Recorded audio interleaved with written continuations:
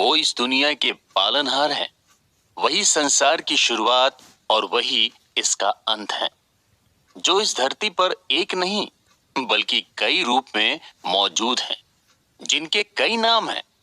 कुछ लोगों के लिए वो भोला भंडारी हैं, तो कुछ लोगों के लिए कालों के काल महाकाल हैं।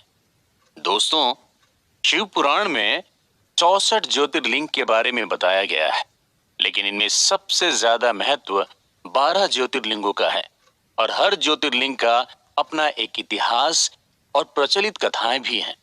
ऐसी मान्यता है कि भारत की इन 12 जगहों पर भगवान शिव ने खुद प्रकट होकर अपने भक्तों को दर्शन दिए थे और ज्योतिर्लिंग के रूप में भगवान शिव उसी जगह पर आज भी मौजूद है। स्कंद पुराण में कहा गया है कि शिवलिंग का मीनिंग होता है इन्फिनिटी, जिसकी ना कोई शुरुआत है और ना कोई अंत है। वो निराकार यानी शेपलेस है। महादेव इस संसार की शुरुआत से पहले भी थे और इस संसार के अंत तक वो रहेंगे। ऐसा कहा जाता है, जो भी इंसान इन 12 ज्योतिर्लिंगों का हर दिन सुबह शाम सिर्फ नाम लेता है, उसके जन्मों जन्मों के पाप नष्ट हो जाते हैं। श्री महाकाल के दर्शन मात्र से आयु और जीवन संकट कट जाते हैं। श्री सोमनाथ ज्योतिर्लिंग के दर्शन से समस्त पापों का नाश हो जाता है। केदारनाथ ज्योतिर्लिंग भगवान शिव का सबसे प्रिय और अपने भक्तों की सब मनोकामनाएं पूर्ण करने वाला माना जाता है। ऐसे सारे ज्योतिर्लिंग से जुड़े विशेष महत्व को हम इस सीरीज के माध्यम से जानेंगे। नमस्कार दोस्तों, आप सुन रहे हैं देवों के देव महादेव भगवान शिव पर आधारित हमारी ओरिजिनल सीरीज 12 ज्योतिर्लिंगास इन इंडिया। दोस्तों, हिंदू धर्म में भगवान शिव को सबसे बढ़कर माना गया है और उनकी शिवलिंग के रूप में पूजा की जाती है। इस संसार में केवल शिव ही ऐसे भगवान हैं जिनकी लिंग और मूर्ति दोनों रूप में पूजा होती है। बाकी सभी देवताओं को सिर्फ मूर्ति के रूप में पूजा जाता है। भारत में मौजूद 12 ज्योतिर्लिंग भगवान शिव की एनर्जी के सोर्स हैं। ऐसा माना जाता है कि ज्योतिर्लिंगों में इस पूरे यूनिवर्स की एनर्जी भरी होती है। इस एनर्जी को इन ज्योतिर्लिंगों के दर्शन करने आने वाले भक्त खुद महसूस करते हैं।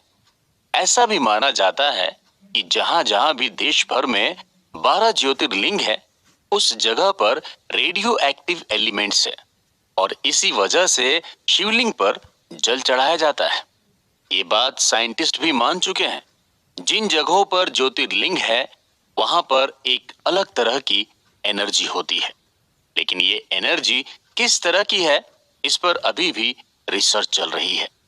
यूपी में बाबा विश्वनाथ की नगरी काशी यानी बनारस में ग्राउंड वाटर के करीब 11 से 12 सैंपल लिए गए थे। इन सैंपल की जांच में वहां पर रेडियो एक्टिव एलिमेंट्स होने की बात कही गई थी। तो इस तरह से देखा जाए तो ना सिर्फ रिलीजियस तौर पर बल्कि साइंटिफिक तौर पर 12 ज्योतिर्लिंगों का महत्व है। भारत में जहां जहां भी भगवान शिव के ज्योतिर्लिंग हैं, अगर उन जगहों पर मैप मिलाया जाए तो एक शंख का शेप बनता है और ये बात हैरान कर देने वाली है। तो इसका क्या मतलब निकाला जाए कि इन 12 ज्योतिर्लिंगों की स्थापना सोच समझकर एक प्लानिंग करके की गई थी या फिर ये एक कोइंसिडेंस है। इंडिया में बने दूसरे मंदिरों के कंपैरिजन में 12 ज्योतिर्लिंग सबसे ज्यादा मिस्टीरियस हैं। हर ज्योतिर्लिंग के बनने की एक अलग कहानी है जो हिंदू धर्म की आस्था से जुड़ी है।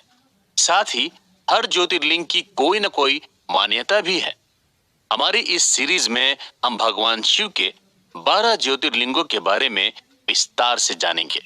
दोस्तों, इस सीरीज में बताई गई जानकारी बहुत से अलग अलग सोर्सेस से ली गई है, जैसे पौराणिक कथाओं, वीडियोस, बुक्स, प्रवचनों। दोस्तों, सबसे पहला ज्योतिर्लिंग है सोमनाथ ज्योतिर्लिंग, जो कि गुजरात के सौराष्ट्र जिले में है। ये वही जगह है जहां पर एक पौराणिक कथा के अनुसार जरा नाम के एक शिकारी ने भगवान कृष्ण को तीर मारा था और यहीं पर भगवान कृष्ण ने पृथ्वी का देह रूप में त्याग किया था। ये जगह प्रभास तीर्थ के नाम से भी जानी जाती है। इन सब के साथ इस जगह पर ज्योतिर्लिंग का होना इस जगह की खूबसूरती और हमारे श्रद्धा भाव को और बढ़ा देता है। अरब सागर के किनारे बसा ये ज्योतिर्लिंग सिर्फ भारत ही नहीं बल्कि पूरी दुनिया में फेमस है। विदेशों से भी सनातन धर्म पर विश्वास करने वाले लोग इस ज्योतिर्लिंग के दर्शन के लिए आते हैं। 12 ज्योतिर्लिंग में सबसे पहला स्थान रखने वाले सोमनाथ ज्योतिर्लिंग की कहानी अपने आप में बहुत ही आकर्षक है। पौराणिक कथा के अनुसार कहा जाता है कि राजा दक्ष प्रजापति की 27 बेटियां थी और इन सभी की शादी चंद्र देवता यानी कि चंद्रमा के साथ हुई थी। चंद्रमा अपनी सभी पत्नियों से बहुत प्यार करते थे, लेकिन वो सबसे ज्यादा प्यार रोहिणी से करते थे, जिसकी वजह से उनकी दूसरी पत्नियां अक्सर उनसे नाराज रहती थी। एक दिन मायूस होकर सभी बेटियां अपने पिता राजा दक्ष प्रजापति के पास पहुंची। दक्ष प्रजापति की सभी बेटियों ने अपना दुख अपने पिता को सुनाया, जिस पर दक्ष प्रजापति बहुत नाराज हुए और उन्होंने चंद्रमा को समझाने की कोशिश की। उन्होंने कहा कि चंद्रमा के लिए उनकी सभी पत्नियां बराबर हैं और उन्हें सभी को एक जैसा ही प्यार देना चाहिए। लेकिन चंद्रमा रोहिणी के मोह में थे, तो उन्हें कुछ और दिखाई ही नहीं दे रहा था। जिसके बाद राजा दक्ष प्रजापति ने गुस्से में आकर चंद्रमा को श्राप दे दिया। दक्ष प्रजापति ने श्राप देते हुए कहा कि उन्हें क्षय रोग हो जाए, जिससे कि दिनों दिन उनकी खूबसूरती कम होती चली जाएगी। दक्ष प्रजापति का श्राप सच साबित हुआ और धीरे धीरे चंद्रमा की रोशनी और उनका आकार छोटा होने लगा, जिसकी वजह से धरती पर चारों तरफ हाहाकार मच गया। ऐसा लगने लगा था कि इस दुनिया से चंद्रमा की मौजूदगी खत्म हो जाएगी। चंद्रमा भी अपना हाल देखकर बहुत दुखी हुए। इस श्राप से मुक्त होने के लिए वो भगवान ब्रह्मा के पास पहुंचे। तब भगवान ब्रह्मा ने कहा कि उन्हें भगवान मृत्युंजय यानी कि महादेव की आराधना और भक्ति करनी चाहिए। इससे उन पर लगा श्राप पूरी तरह से खत्म हो जाएगा। दोस्तों, अगर आप हिंदू पौराणिक कथाओं पर ध्यान दें तो उसमें प्रकृति और भगवान का अद्भुत कनेक्शन देखने को मिलेगा। जैसे अर्थ यानी धरती माँ, सन यानी सूर्य देवता, मून यानी चंद्रमा देवता, वाटर यानी जल देवता एक्सेट्रा। पूरी दुनिया में स्पिरिचुअलिटी यानी अध्यात्म को जानने की चाह रखने वाले इस भारत भूमि पर जरूर आते हैं। इस पर आगे और बात करेंगे। चलिए हम अपनी कहानी को आगे बढ़ाते हैं। दोस्तों, ब्रह्मा जी की बात मानकर चंद्रमा ने एक शिवलिंग बनाया और पूरी तरह से भगवान शिव की भक्ति में लीन हो गए। चंद्र देवता की तपस्या से खुश होकर भगवान शिव ने उन्हें आशीर्वाद दिया और अमर होने का वरदान भी दिया। भगवान शिव ने चंद्रमा से कहा कि कृष्ण पक्ष के दौरान रोजाना वो घटते चले जाएंगे, लेकिन शुक्ल पक्ष में धीरे धीरे वो फिर से अपने असली रूप में आ जाएंगे। इस तरह से भगवान शिव ने चंद्रमा को श्राप से भी बचाया और दक्ष प्रजापति का श्राप भी झूठा नहीं हुआ। इसके बाद चंद्रमा ने दूसरे देवताओं के साथ मिलकर भगवान भोलेनाथ से प्रार्थना की कि वो लोगों के दुखों को दूर करने के लिए मां पार्वती के साथ यहीं पर रह जाएं। उसके बाद महादेव शिवलिंग के रूप में इसी जगह पर बस गए। चंद्रमा का दूसरा नाम सोम भी है और उन्होंने भगवान शिव को अपना नाथ मानकर उनकी तपस्या की थी। इस वजह से इस ज्योतिर्लिंग को सोमनाथ ज्योतिर्लिंग के रूप में जाना जाने लगा। ऐसा कहा जाता है कि इस मंदिर का कंस्ट्रक्शन खुद चंद्र देवता ने सोने से करवाया था, जिसका जिक्र 4 वेदों में से एक वेद ऋग्वेद में मिलता है। यहाँ पर जो भी भक्त सच्चे मन से सोमनाथ ज्योतिर्लिंग का अभिषेक और पूजा करता है, चंद्र देवता की तरह भगवान शिव उनके सारे दुखों को दूर कर देते हैं। पहला ज्योतिर्लिंग होने की वजह से इस मंदिर की ग्लोरियस हिस्ट्री रही है।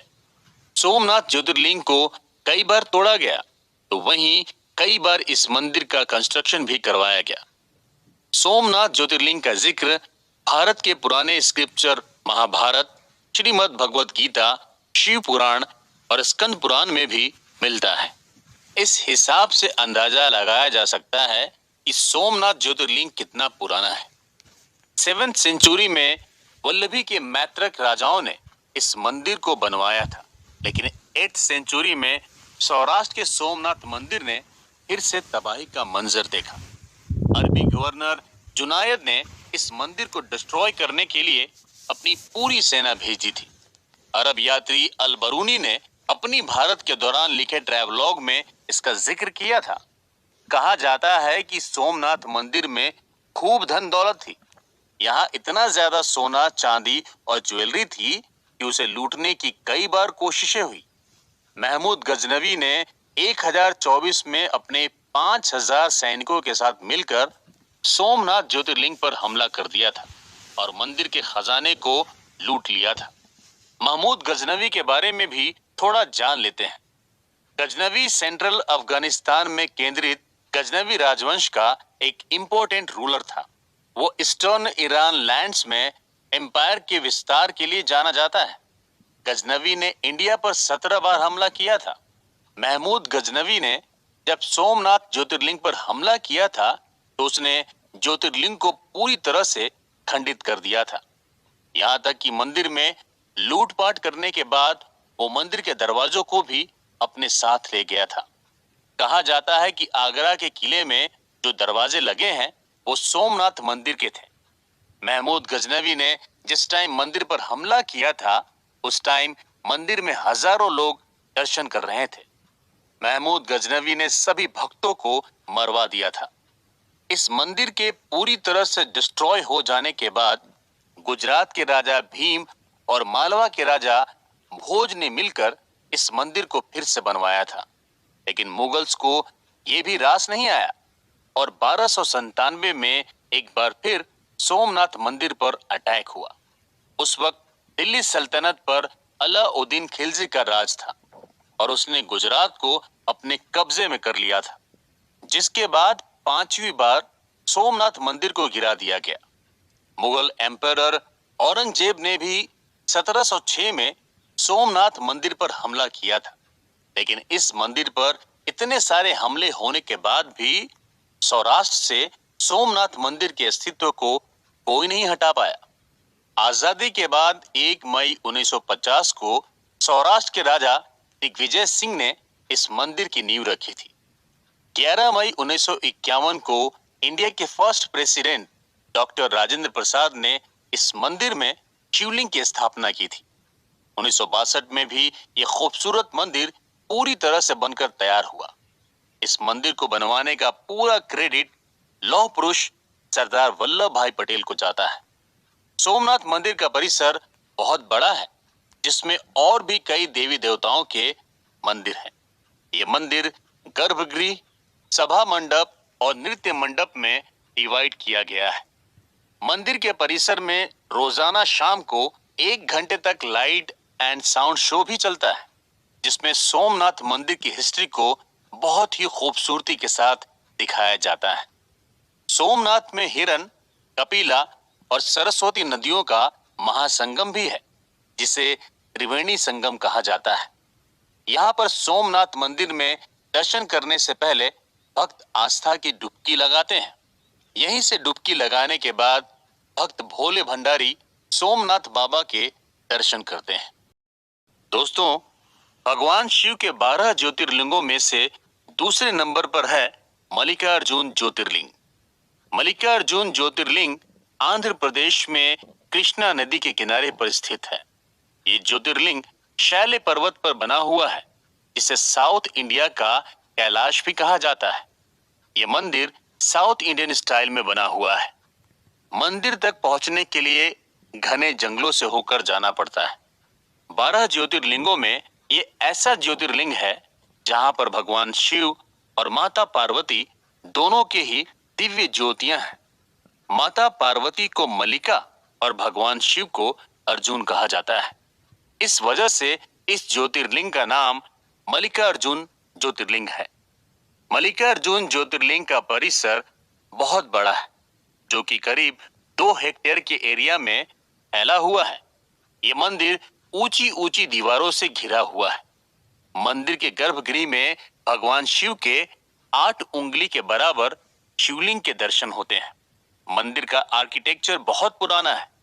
कहा जाता है कि 2000 साल पहले इस मंदिर को बनवाया गया था और देश के बड़े बड़े राजाओं ने इस मंदिर को बनाने के लिए खूब पैसा डोनेट भी किया था। मल्लिकार्जुन ज्योतिर्लिंग को पल्लव, चालुक्य, काकतीय और रेड्डी राजाओं ने बनवाया था।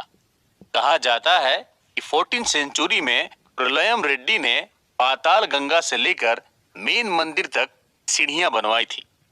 विजयनगर साम्राज्य के राजा हरिहर ने मंदिर का गोपुरम और मुख्य मंडप बनवाया था। 15वीं सेंचुरी में राजा कृष्णदेव राय ने मंदिर में मौजूद राजगोपुरम और सुंदर मंडप का कंस्ट्रक्शन करवाया था। कहा जाता है कि 1667 में छत्रपति शिवाजी महाराज ने मंदिर में गोपुरम बनवाया था, जिसे शिवाजी गोपुरम भी कहा जाता है।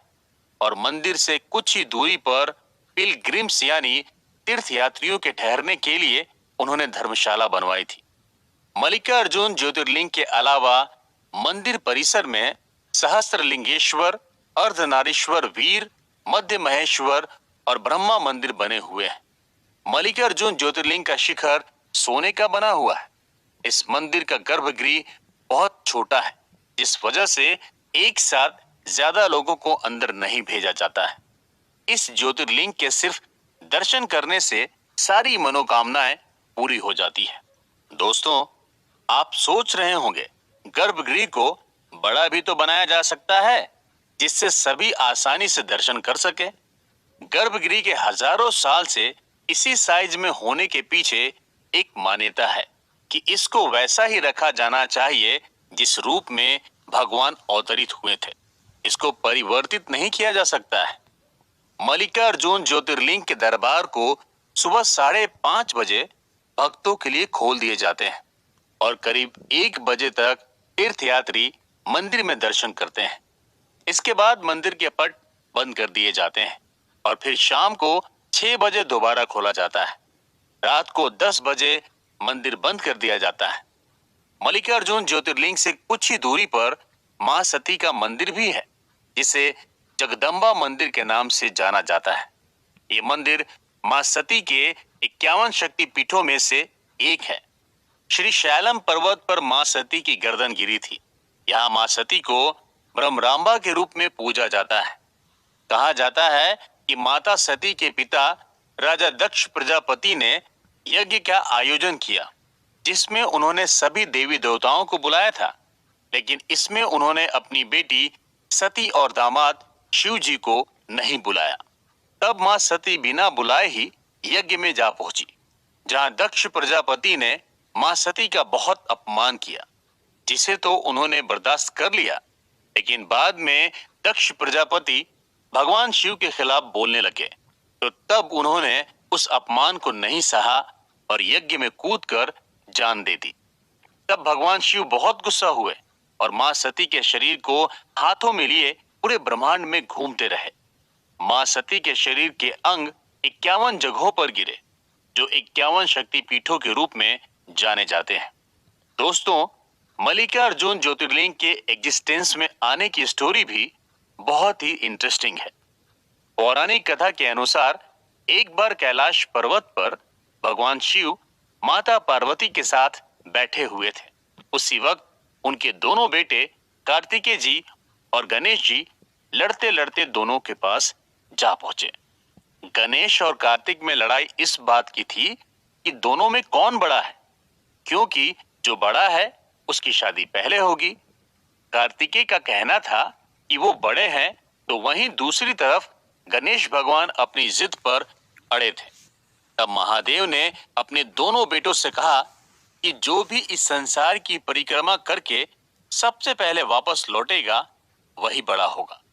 ये बात सुनकर कार्तिकेय तुरंत अपनी सवारी मोर पर जा बैठे और संसार का चक्कर लगाने के लिए निकल पड़े। दूसरी तरफ भगवान गणेश थे। गणेश जी का वाहन चूहे को माना जाता है। चूहे पर बैठकर इस पूरी दुनिया का चक्कर लगाना बहुत मुश्किल था। लेकिन भगवान गणेश को बुद्धि का देवता यूं ही नहीं कहा जाता है। उन्होंने एक तरकीब निकाली। श्री गणेश इस संसार का चक्कर लगाने की जगह अपनी माता पार्वती और पिता भगवान शिव के पास जा पहुंचे और उन दोनों की परिक्रमा करने लगे। गणेश जी ने करीब 7 बार अपने माता पिता की परिक्रमा की।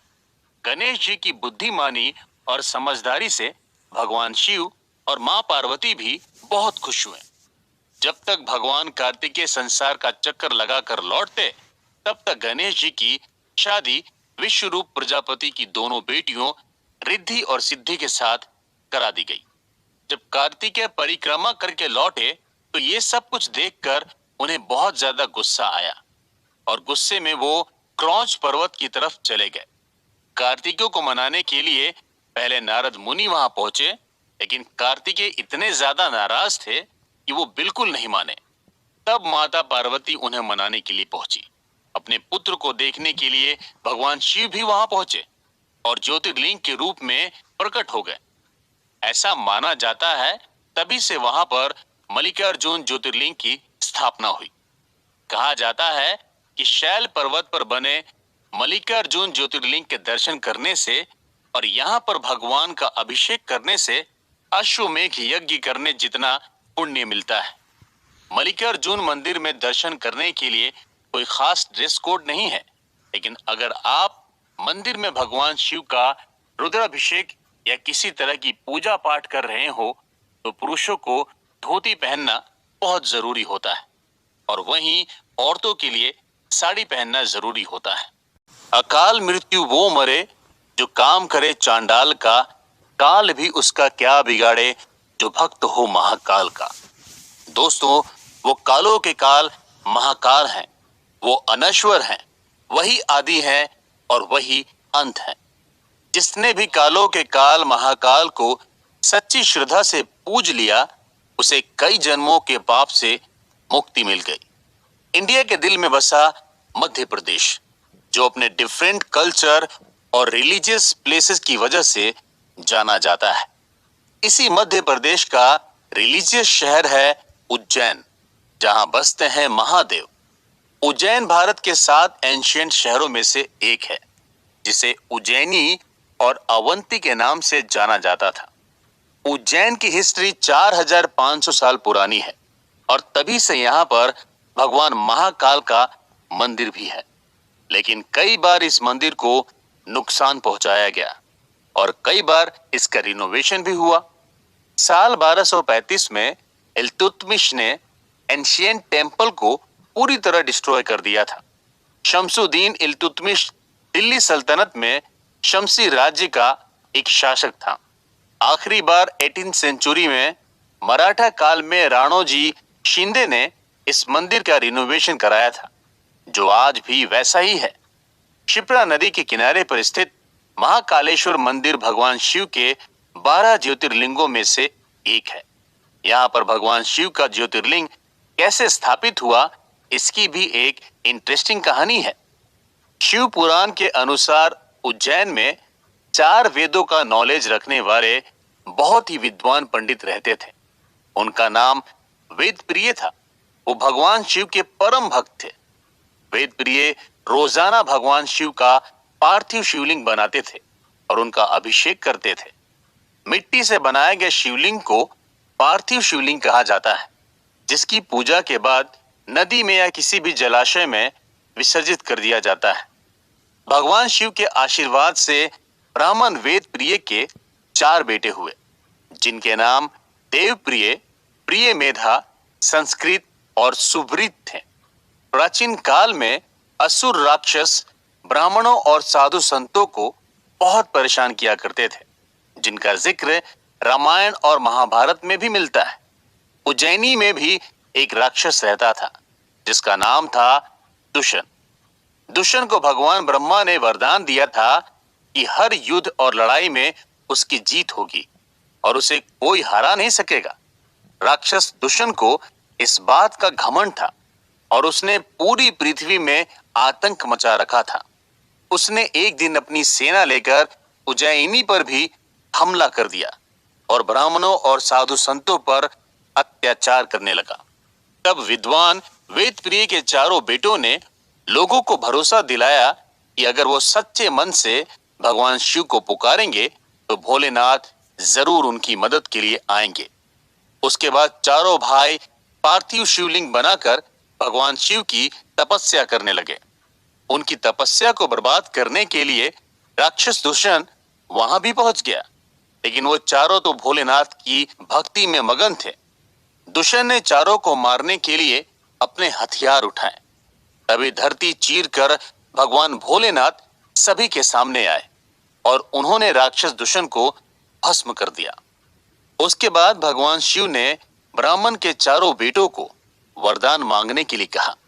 तब उन्होंने कहा कि आप लोगों की रक्षा के लिए यहीं पर ठहर जाइए, और बाबा महाकाल वहीं पर शिवलिंग के रूप में स्थापित हो गए, जिसके बाद से ही यहाँ पर भगवान शिव महाकालेश्वर के रूप में स्थापित हुए। 12 ज्योतिर्लिंगों में महाकालेश्वर ही इकलौता ऐसा ज्योतिर्लिंग है जो दक्षिण मुखी है। तांत्रिक परंपरा में दक्षिण मुखी शिवलिंग की पूजा का महत्व बहुत है।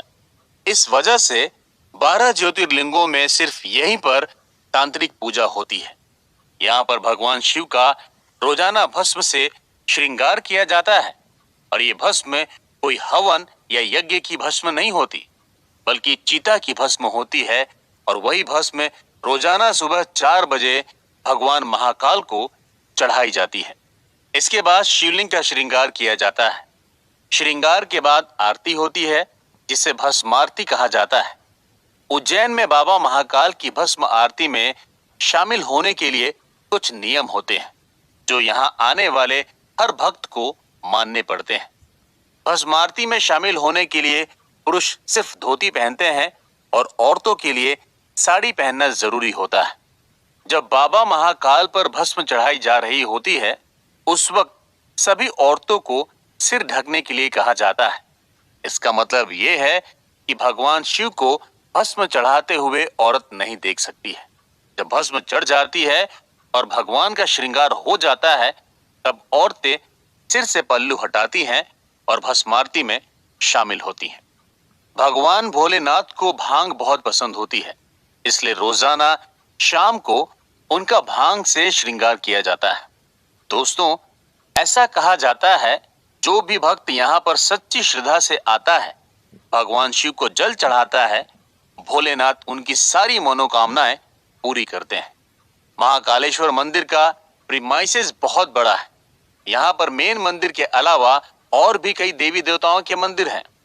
महाकालेश्वर मंदिर 3 फ्लोर में बना है, जिसमें सबसे नीचे भगवान महाकालेश्वर खुद बैठे हैं। पहले फ्लोर पर भगवान ओमकारेश्वर मंदिर है और दूसरे फ्लोर पर नागचंद्रेश्वर मंदिर है। नागचंद्रेश्वर मंदिर की खासियत यह है कि यह मंदिर साल में सिर्फ एक ही बार खुलता है। इसे सिर्फ नाग पंचमी के मौके पर खोला जाता है। हर 12 साल में एक बार उज्जैन में कुंभ का फेमस मेला भी लगता है, जिसमें देश और विदेश से लाखों संत और साधु पहुंचते हैं, जो 1 महीने तक चलने वाले कुंभ मेले के दौरान उज्जैन में ही रहते हैं। इस दौरान लाखों भक्त कुंभ मेले में पहुंचते हैं और शिप्रा नदी में आस्था की डुबकी लगाते हैं। महाशिवरात्रि का दिन भगवान शिव के भक्तों के लिए बहुत खास होता है, क्योंकि इसी दिन भगवान शिव की मां पार्वती के साथ शादी हुई थी। उज्जैन में महाशिवरात्रि की धूम 9 दिन पहले शुरू हो जाती है, जिसे शिव नवरात्र कहा जाता है। 9 दिनों तक भगवान शिव का अलग अलग तरह से श्रृंगार किया जाता है। शिवरात्रि के दिन बाबा महाकाल की बारात निकाली जाती है। कहा जाता है कि शिवरात्रि के दिन पूरे उज्जैन में किसी के घर चूल्हा नहीं जलता है, क्योंकि इस दिन सभी का खाना मंदिर में ही बनता है। मध्य प्रदेश में भगवान शिव के एक नहीं बल्कि 2 ज्योतिर्लिंग है। तो चलिए चलते हैं अगले ज्योतिर्लिंग के सफर पर, जो है ओमकारेश्वर ज्योतिर्लिंग। दोस्तों, ओम यानी ओंकार, इस शब्द में पूरा यूनिवर्स छिपा है। इसी ओम में ब्रह्मा, विष्णु और महेश तीनों देवता समाये हैं। शास्त्रों और पुराणों में हर मंत्र की शुरुआत ओम से ही होती है। हिंदू धर्म में ओम को बहुत ही पवित्र माना गया है। कहा जाता है कि ओम शब्द पहली बार भगवान शिव के मुख से ही निकला था। इसलिए भगवान शिव का एक नाम ओंकार भी है। ओमकारेश्वर में भगवान शिव खुद ओंकार के रूप में विराजमान है। जिस पर्वत पर भगवान शिव का मंदिर है वो पूरा पर्वत ही ओम के शेप में बना हुआ है। इसी वजह से इस ज्योतिर्लिंग का नाम ओमकारेश्वर ज्योतिर्लिंग है। ओम के शेप में बने इस पर्वत पर 100 से ज्यादा छोटे बड़े मंदिर हैं, जहां हिंदू कम्युनिटी से जुड़े सभी देवताओं के मंदिर हैं। ओमकारेश्वर ज्योतिर्लिंग से करोड़ों लोगों की आस्था जुड़ी हुई है। ओमकारेश्वर ज्योतिर्लिंग मध्य प्रदेश के खंडवा जिले में स्थित है। पौराणिक कथा के अनुसार ऐसी मान्यता है कि ओंकार पर्वत पर भगवान श्री राम के पूर्वज राजा मंधाता ने भगवान शिव की कठोर तपस्या की थी। उनकी तपस्या से खुश होकर महादेव ने उन्हें दर्शन दिए और वरदान मांगने के लिए कहा। तब राजा मांधाता ने भगवान शिव से मोक्ष की कामना की और उन्होंने भोलेनाथ से कहा कि वो हमेशा के लिए उसी ओंकार पर्वत पर बस जाए। राजा मांधाता को आशीर्वाद देते हुए भगवान शिव इसी ओंकार पर्वत पर ओमकारेश्वर ज्योतिर्लिंग के रूप में विराजमान हो गए।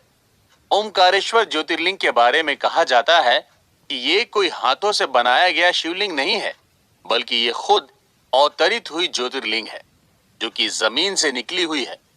इस ज्योतिर्लिंग के चारों तरफ हमेशा पानी भरा रहता है।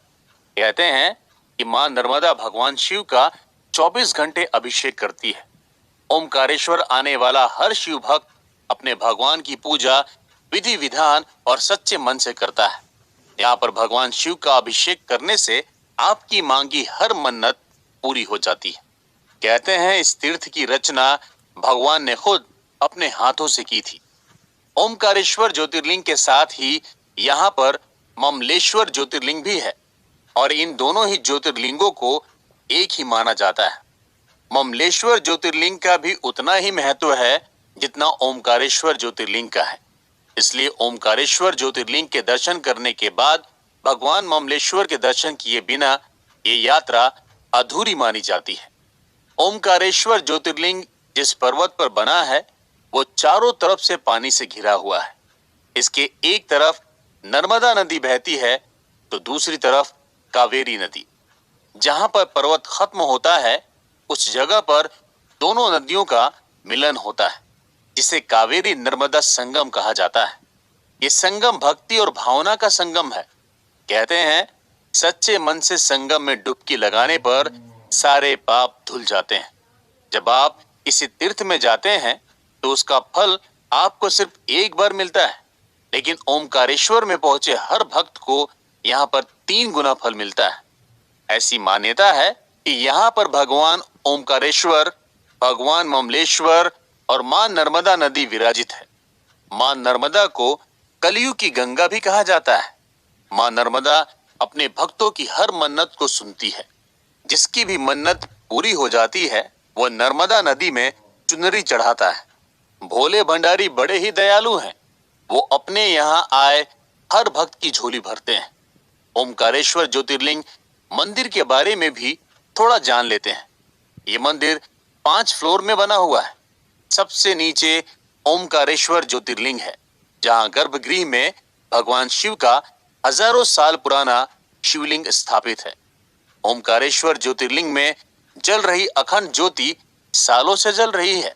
यह मंदिर हजारों साल पुराना है, जो कि कई पिलर पर टिका हुआ है। पूरे साल ओमकारेश्वर मंदिर में हजारों लाखों लोग दर्शन करने आते हैं। मंदिर की पहली मंजिल पर भगवान महाकालेश्वर का मंदिर है। वहीं उज्जैन के महाकालेश्वर मंदिर में दूसरे फ्लोर पर भगवान ओमकारेश्वर का मंदिर है और ये बात अपने आप में अनोखी है।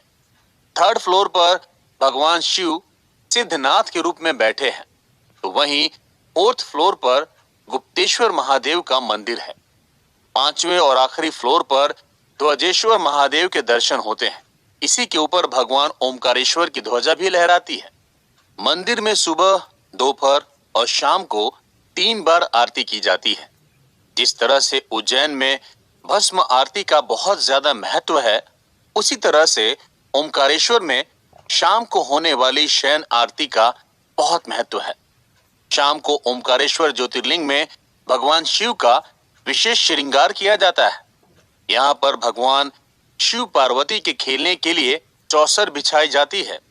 मंदिर में काम करने वाले पंडितों का कहना है कि वो लोग जब सुबह मंदिर का दरवाजा खोलते हैं तो चौसर पूरी तरह से बिखरी मिलती है। ऐसा माना जाता है कि भगवान शिव और मां पार्वती रात में यहाँ पर चौसर खेलने आते हैं और ऐसा सदियों से होता आ रहा है। रात के समय मंदिर के अंदर रुकने की परमिशन किसी को नहीं होती है। शयन आरती के बाद दरवाजे पूरी तरह से बंद कर दिए जाते हैं। शिवरात्रि, सोमवती अमावस्या, नर्मदा जयंती और गंगा दशहरा जैसे मौकों पर ओमकारेश्वर में श्रद्धालुओं का सैलाब उमड़ पड़ता है। श्रद्धा से भक्त बाबा के दरबार में हाजिरी देने पहुंचते हैं। ओमकारेश्वर में देश विदेश से लाखों श्रद्धालु दर्शन करने आते हैं। झारखंड का धार्मिक शहर देवघर, और इसी देवघर में महादेव बैद्यनाथ ज्योतिर्लिंग के रूप में विराजमान है। भगवान शिव के 12 ज्योतिर्लिंग में बाबा बैद्यनाथ खास महत्व रखते हैं और ये जगह एक ऐसी सिद्ध पीठ है जहां पर मांगी गई मनोकामना कभी खाली नहीं जाती है। बाबा के दरबार में जो भी भक्त सच्चे मन से प्रार्थना करता है, उसकी सभी इच्छाएं पूरी होती है। देवघर में ज्योतिर्लिंग के साथ ही ये जगह मां सती के 51 शक्तिपीठों में से एक है। ऐसा कहा जाता है कि इस जगह पर सती का दिल गिरा था। इस वजह से इसे हृदय पीठ भी कहा जाता है। यहाँ पर मां सती को जय दुर्गा के रूप में पूजा जाता है। ये जगह ज्योतिर्लिंग और शक्तिपीठ का अनूठा संगम है। पूरे देश में ये एक ऐसी जगह है जहां शिव और शक्ति एक साथ मौजूद हैं। झारखंड के देवघर में बैद्यनाथ ज्योतिर्लिंग की स्थापना कैसे हुई, इसके पीछे बहुत ही इंटरेस्टिंग कहानी है, जिसके बारे में शिव पुराण में जिक्र मिलता है। बैद्यनाथ ज्योतिर्लिंग का इतिहास लंकापति रावण से जुड़ा है। पौराणिक कथा के अनुसार रावण भगवान शिव का परम भक्त था। शिव तांडव स्तोत्र भी रावण की रचना थी। रावण ने हिमालय पर्वत पर जाकर भगवान शिव को खुश करने के लिए घोर तपस्या की, लेकिन भगवान शिव ने उसे दर्शन नहीं दिए। तब रावण ने अपने सिर काटकर शिवलिंग पर चढ़ाना शुरू कर दिया। एक एक करके उसने अपने 9 सिर भगवान शिव को समर्पित कर दिए, लेकिन रावण जैसे ही 10वां सिर काटने वाला था, उससे पहले ही देवाधिदेव महादेव प्रकट हो गए। भगवान शिव ने खुश होकर रावण को उनके 9 सिर वापस लौटा दिए और उसे वरदान मांगने के लिए कहा। रावण ने कहा कि वो कामना लिंग के रूप में उसके साथ लंका चले। वो उन्हें लंका ले जाकर वहां पर शिवलिंग की स्थापना करेगा ताकि वो हमेशा अजय रहे, यानी कि उसे कभी कोई हरा ना सके।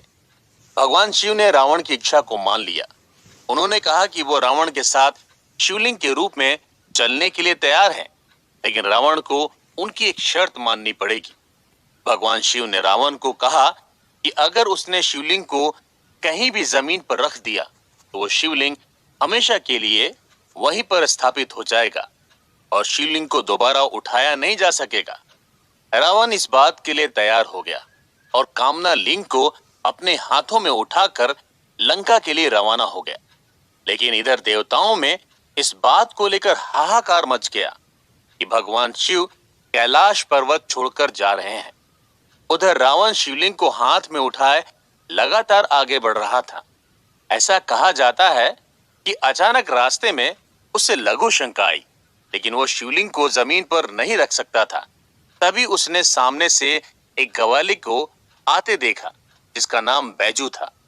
रावण ने शिवलिंग को उस गवाले को पकड़ा दिया और कहा कि वो इसे जमीन पर ना रखे, लेकिन जब रावण फ्रेश होने गया तो उसे काफी देर हो गई। बैजू ग्वाला इतनी देर तक अपने हाथ में शिवलिंग को पकड़े खड़ा नहीं रह सका। और उसने शिवलिंग को जमीन पर रख दिया। ग्वाले ने जैसे ही शिवलिंग को जमीन पर रखा, वो वहीं पर स्थापित हो गया। जब रावण वापस लौटा तो उसने उस शिवलिंग को उठाने की बहुत कोशिश की, लेकिन वो शिवलिंग को उठा नहीं पाया। थक हार कर रावण वहां से शिवलिंग को यूं ही छोड़कर चला गया। उसके बाद भगवान विष्णु और ब्रह्मा जी समेत सभी देवी देवताओं ने उस शिवलिंग की पूजा की और उसकी स्थापना की। जिस जगह पर यह शिवलिंग स्थापित हुआ था, वो जगह देवघर थी। बैजू नाम के ग्वाले ने इसे जमीन पर स्थापित किया था, इसीलिए इसे बैद्यनाथ ज्योतिर्लिंग के रूप में पहचान मिली। रावण कामना लिंग के रूप में शिवलिंग को श्रीलंका ले जा रहा था, इसीलिए इसे कामना लिंग के रूप में भी जाना जाता है। त्रेता युग से लेकर आज तक बैद्यनाथ ज्योतिर्लिंग भक्तों के लिए बहुत ही खास है।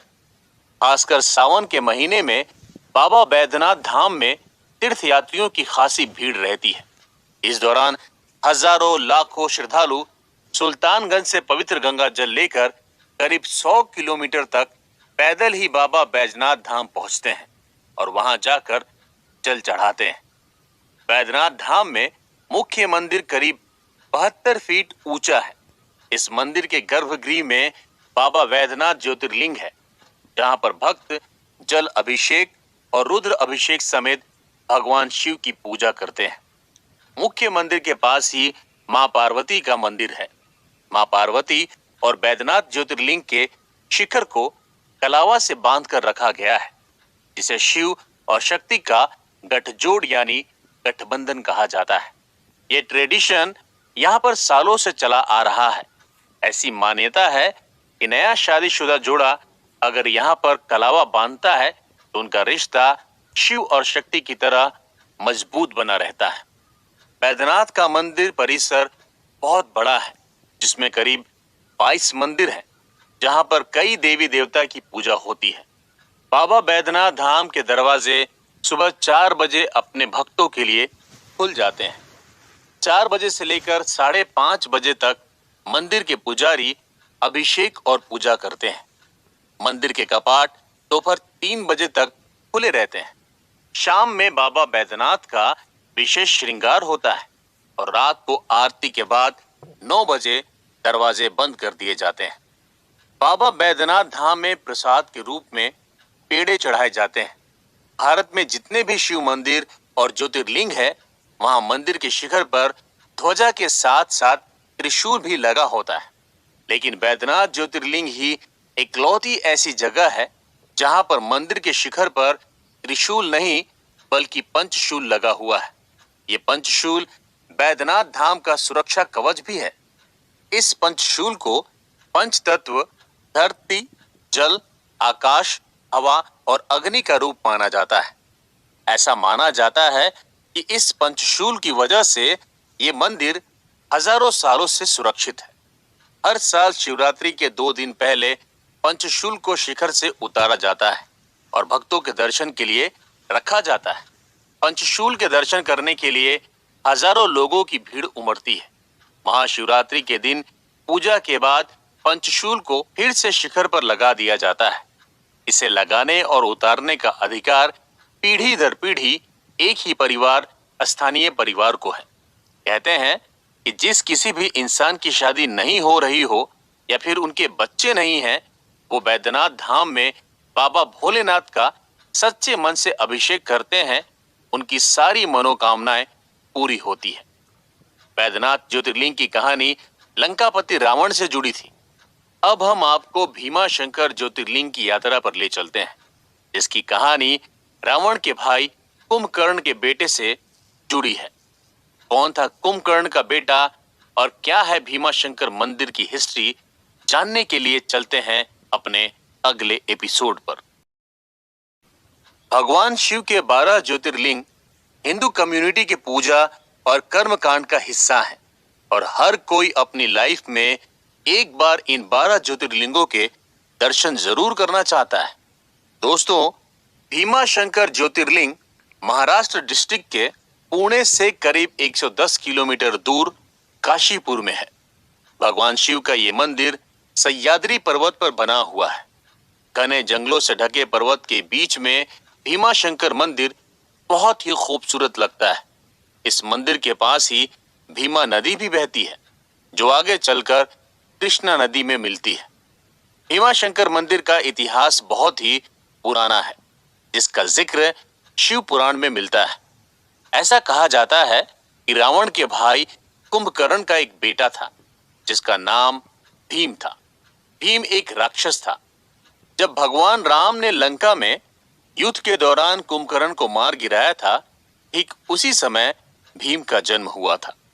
भीम की मां का नाम करकटी था। कुंभकर्ण और करकटी की मुलाकात एक पर्वत पर हुई थी। इसके बाद इन दोनों ने शादी कर ली थी। शादी के बाद कुंभकर्ण लंका लौट आया, लेकिन करकटी कुंभकर्ण के साथ लंका नहीं गई। वो उस पर्वत पर ही रही। कुछ दिनों बाद करकटी ने एक बेटे को जन्म दिया, जिसका नाम भीम रखा गया। लेकिन इससे पहले कि भीम अपने पिता कुंभकर्ण से मिल पाता, भगवान राम और रावण के बीच हुए युद्ध में कुंभकर्ण की मृत्यु हो गई। कुंभकर्ण के मारे जाने के बाद करकटी अपने बेटे भीम को लेकर सबसे दूर चली गई और वहीं उसने अपने बेटे का पालन पोषण किया। लेकिन जब भीम बड़ा हुआ तो करकटी ने उसे बताया कि भगवान राम ने कुंभकर्ण को मारा था और राम विष्णु के ही अवतार थे। करकटी ने कहा कि उनके पिता करकट और माता पुष्कशी को भी भगवान विष्णु के भक्त सुतीक्ष्ण मुनि ने मारा था। ये बात सुनकर भीम को बहुत गुस्सा आया। उसने भगवान विष्णु को हराने की ठानी। भीम ने 1000 सालों तक भगवान ब्रह्मा जी की तपस्या की। जब ब्रह्मा जी खुश हो गए तो भीम ने ब्रह्मा जी से वरदान मांगा कि वो सबसे शक्तिशाली हो जाए और उसका कोई भी सामना न कर सके। ब्रह्मा जी ने भी उसे वो वरदान दे दिया। ब्रह्मा जी से वरदान पाकर भीम बहुत ज्यादा ताकतवर हो गया। फिर उसने सबसे पहले इंद्र और सभी देवताओं को हरा दिया और श्री हरि विष्णु से भी युद्ध जीत लिया। भीम पृथ्वी आकर सबके ऊपर बहुत अत्याचार करने लगा।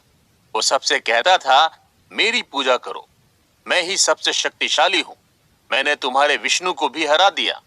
वही भीम ने एक शिव भक्त राजा कामरूपेश्वर को पकड़कर बंदी बना लिया। उसने राजा से भगवान शिव की भक्ति छोड़कर अपनी भक्ति करने के लिए कहा, लेकिन राजा इस बात के लिए तैयार नहीं हुए। राजा ने जेल के अंदर ही पार्थिव शिवलिंग बनाकर उनकी पूजा की, लेकिन भीम को ये बिल्कुल भी पसंद नहीं आया और उसने अपनी तलवार निकालकर उस शिवलिंग पर चलाने की कोशिश की। तभी वहां पर भगवान शिव प्रकट हुए और भगवान शिव और राक्षस भीम के बीच में लड़ाई हुई। देवाधिदेव महादेव ने भीम को मार दिया। तब सारे देवता वहां पहुंचे। उन्होंने भोलेनाथ को धन्यवाद दिया और भगवान शिव से वहीं पर ज्योतिर्लिंग के रूप में स्थापित होने की प्रार्थना की, जिससे बुराई का नाश हो सके और सभी भक्तों का कल्याण हो। तभी से इस जगह पर भीमा शंकर ज्योतिर्लिंग की पूजा होने लगी। राक्षस भीम को हराने की वजह से ही इस ज्योतिर्लिंग को भीमा शंकर ज्योतिर्लिंग कहा जाता है। नागर शैली में बना ये ज्योतिर्लिंग बहुत ही पुराना है। समय के साथ इस मंदिर का भी कई बार रिनोवेशन कराया गया। छत्रपति शिवाजी महाराज की भगवान शिव में बहुत आस्था थी। भगवान शिव उनके इष्ट थे, इसलिए उन्होंने भीमा शंकर ज्योतिर्लिंग में दर्शन के लिए आने वाले भक्तों को कई सुविधाएं दी थी। भीमा शंकर ज्योतिर्लिंग का शिखर नाना फडणवीस ने बनवाया था। उन्होंने इस मंदिर में बड़ा सा घंटा भी बनवाया था, जो यहाँ आने वाले भक्तों के लिए सबसे बड़ा अट्रैक्शन है। नाना फडणवीस का वास्तविक नाम बालाजी जनार्दन भानु है। इस मंदिर का भी ड्रेस कोड है। मंदिर की गर्भगृह में जाने के लिए औरतों को साड़ी पहनना जरूरी है, तो वहीं पुरुष सिर्फ धोती में ही अंदर जा सकते हैं। जब बहुत ज्यादा भीड़ होती है तब दूर से ही भगवान भीमा शंकर के दर्शन होते हैं। गर्भगृह में जाने से भक्तों को रोक दिया जाता है। हर शिव मंदिर की तरह सावन के महीने में भीमा शंकर ज्योतिर्लिंग में भी देश भर से श्रद्धालु पहुंचते हैं। सावन में यहाँ भगवान शिव के दर्शन के लिए घंटों इंतजार करना पड़ता है। मंदिर के पीछे 2 कुंड है, जिसमें हमेशा पानी भरा रहता है। भीमाशंकर मंदिर के पास मां पार्वती का मंदिर है, जिसे कमलजा मंदिर के नाम से जाना जाता है। भीमाशंकर ज्योतिर्लिंग के दर्शन के बाद मां पार्वती के दर्शन करना बहुत जरूरी होता है। तभी भीमाशंकर ज्योतिर्लिंग के दर्शन पूरे माने जाते हैं। कहा जाता है कि जो भी भक्त रोजाना इस ज्योतिर्लिंग के दर्शन करता है और 12 ज्योतिर्लिंग का पाठ करता है, उसके सारे पाप दूर हो जाते हैं। दोस्तों, उत्तर से लेकर दक्षिण तक और पूरब से लेकर पश्चिम तक भारत एक देवभूमि है, जहां एक नहीं कई तीर्थ हैं। ये तीर्थ हिंदू कम्युनिटी को एक कड़ी में बांधे हुए हैं। ऐसा ही एक तीर्थ है सेतुबंध रामेश्वरम। चेन्नई से 425 किलोमीटर दूर साउथ ईस्ट में स्थित है। रामनाथपुरम जिले में स्थित रामेश्वरम ज्योतिर्लिंग की गिनती हिंदुओं के खास तीर्थों में होती है। 12 ज्योतिर्लिंगों में से एक होने के साथ रामेश्वरम 4 धामों में से एक है, जिसकी स्थापना आदि गुरु शंकराचार्य ने की थी। ये ज्योतिर्लिंग हिंद महासागर और बंगाल की खाड़ी से चारों तरफ से घिरा हुआ है। रामेश्वरम ज्योतिर्लिंग एक टापू पर बना हुआ है। कहा जाता है ये टापू पहले मेनलैंड से जुड़ा हुआ था, लेकिन बाद में समुद्र की लहरों और जमीन के कटने की वजह से ये टापू अलग हो गया। रामेश्वरम जाने के लिए एडवेंचर से भरे करीब 100 साल पुराने रेलवे पुल पर से होकर गुजरना पड़ता है। जब थरथराती हुई ट्रेन इस पुल पर गुजरती है तो एक अलग ही थ्रिल फील होता है। ये पुल कंक्रीट के 145 पिलर पर टिका है। ट्रेन के अलावा यहाँ पर रोड ट्रांसपोर्ट के जरिए भी पहुंचा जा सकता है। 15 एकड़ में फैला भोलेनाथ का रामेश्वरम ज्योतिर्लिंग मंदिर बहुत ही खूबसूरत है। इस मंदिर को द्रविड़ स्टाइल में बनाया गया है। यहाँ का आर्किटेक्चर और स्कल्पचर इतना खूबसूरत है कि वो यहाँ आने वाले तीर्थयात्रियों को आकर्षित करता है। इसके चारों तरफ ऊंची ऊंची और मजबूत दीवारें हैं। रामेश्वरम ज्योतिर्लिंग का एंट्री गेट करीब 40 मीटर ऊंचा है। 12th सेंचुरी में इस मंदिर में कई डेवलपमेंट हुए। 1173 में श्रीलंका के राजा पराक्रम बाहु ने इस मंदिर के गर्भगृह का कंस्ट्रक्शन करवाया था। बाद में 15th सेंचुरी में राजा ओडेन सेतुपति ने इस मंदिर में 78 फीट ऊंचा गोपुरम बनवाया। इसके अलावा भी कई बार रामेश्वरम ज्योतिर्लिंग का रिनोवेशन और डेवलपमेंट हुआ। इस ज्योतिर्लिंग की खास बात यह है कि यहाँ पर तीर्थयात्रियों के आने जाने के लिए जो पैसेज बना हुआ है वो पूरे वर्ल्ड में सबसे बड़ा है, जिसमें 108 शिवलिंग बने हुए हैं। साथ ही यहाँ पर भगवान गणेश के भी दर्शन होते हैं। इस बड़े से पैसेज को गोपुरम कहा जाता है। मंदिर के मेन गेट से लेकर गर्भगृह तक जितने भी पिलर इस गोपुरम में लगे हैं, उन पर शानदार मूर्तियां और डिजाइन बनी हुई है। मंदिर के अंदर 1200 से ज्यादा पिलर हैं। दूर से देखने पर सारे पिलर की डिजाइन एक जैसी लगती है, लेकिन वास्तव में हर पिलर का आर्किटेक्चर बहुत अलग है। ये पूरा मंदिर बड़े बड़े पत्थरों से बना है और हैरानी की बात यह है कि मंदिर के आसपास कोई भी पत्थर के पहाड़ या फिर खाने नहीं है। इससे तो ऐसा ही लगता है कि इन पत्थरों को नावों में भरकर कहीं से लाया गया था। मंदिर के गर्भगृह में भक्त रामेश्वरम ज्योतिर्लिंग के दर्शन करते हैं। इनके साथ ही यहाँ पर माता पार्वती विशालाक्षी देवी के रूप में विराजित है। यहीं पर 9 और शिवलिंग भी हैं, जिनके बारे में कहा जाता है कि इन्हें विभीषण ने यहाँ पर स्थापित किया था। गर्भगृह के ठीक सामने नंदी मंडप में भगवान नंदी विराजित हैं।